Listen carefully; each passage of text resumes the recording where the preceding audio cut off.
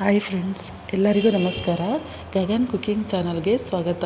ಹೊಸದಾಗಿ ನಮ್ಮ ಚಾನಲ್ ನೋಡ್ತಾ ಇದ್ದರೆ ಸಬ್ಸ್ಕ್ರೈಬ್ ಮಾಡ್ಕೊಳ್ಳಿ, ಹಾಗೆ ಪಕ್ಕದಲ್ಲಿರೋ ಬೆಲ್ ಐಕಾನ್ ಕ್ಲಿಕ್ ಮಾಡಿ. ಬನ್ನಿ, ಇಲ್ಲಿ ಕ್ಯಾರೆಟ್ ಪಾಯಸ ಮಾಡೋದು ಹೇಗೆ ಅಂತ ತೋರಿಸ್ಕೊಡ್ತಾ ಇದ್ದೀನಿ. ತುಂಬ ಟೇಸ್ಟಿಯಾಗಿರುತ್ತೆ.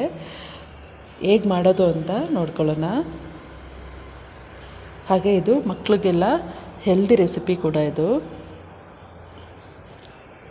ನಾನಿಲ್ಲಿ ಒಂದು ಪಾತ್ರೆಯಲ್ಲಿ ಸ್ವಲ್ಪ ನೀರು ಇಟ್ಕೊಳ್ತಾ ಇದ್ದೀನಿ.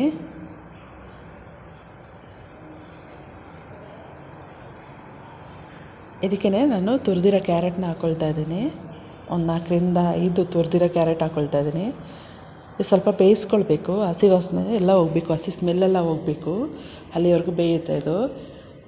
ನೋಡಿ, ಇಷ್ಟು ಬೆಂದರೆ ಸಾಕು. ಇದು ತಣ್ಣಗಾದ್ಮೇಲಿಂದ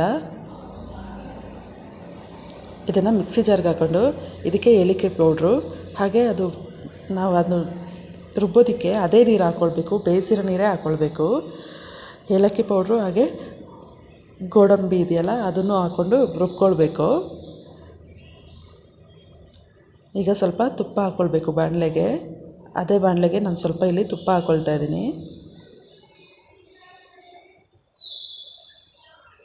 ತುಪ್ಪ ಹಾಕ್ಕೊಂಡು ಇದನ್ನು ಹಾಕ್ಕೊಳ್ಬೇಕು.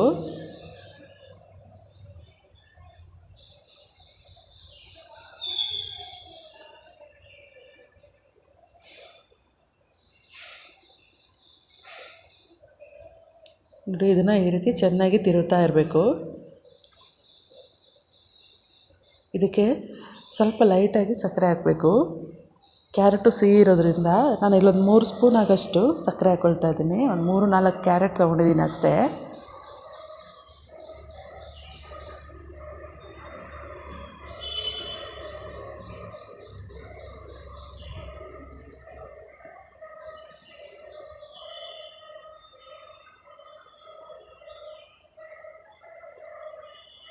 ಹೀಗೆ ಕೈ ಆಡಿಸ್ತಾ ಇರಬೇಕು, ಇದನ್ನು ಚೆನ್ನಾಗಿ ಕುದಿ ಬರೋ ತನಕ.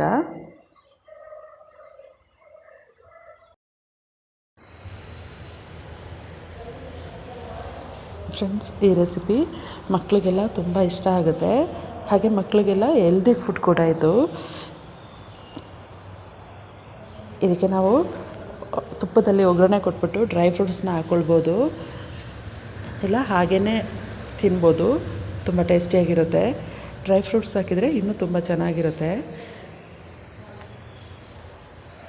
ಈಗ ರೆಡಿಯಾಗಿದೆ ಫ್ರೆಂಡ್ಸ್. ಈ ವಿಡಿಯೋ ನಿಮಗೆ ಇಷ್ಟ ಆಯ್ತಂದರೆ ಫ್ರೆಂಡ್ಸ್, ಈಗ ಕ್ಯಾರೆಟ್ ಪಾಯಸ ರೆಡಿಯಾಗಿದೆ. ಇದು ಮಕ್ಕಳಿಗೆಲ್ಲ ಹೆಲ್ದಿ ಫುಡ್ ಕೂಡ. ಈ ರೆಸಿಪಿ ಇಷ್ಟ ಆಯ್ತಂದರೆ ಪ್ಲೀಸ್ ಕಮೆಂಟ್ ಮಾಡಿ, ಲೈಕ್ ಕೊಟ್ಟು ಶೇರ್ ಮಾಡಿ, ಹಾಗೆ ಗಗನ್ ಕುಕಿಂಗ್ ಚಾನಲ್ಗೆ ಸಬ್ಸ್ಕ್ರೈಬ್ ಆಗಿ. ಈ ವಿಡಿಯೋ ನೋಡಿದ್ದಕ್ಕೆ ಎಲ್ಲರಿಗೂ ಧನ್ಯವಾದಗಳು.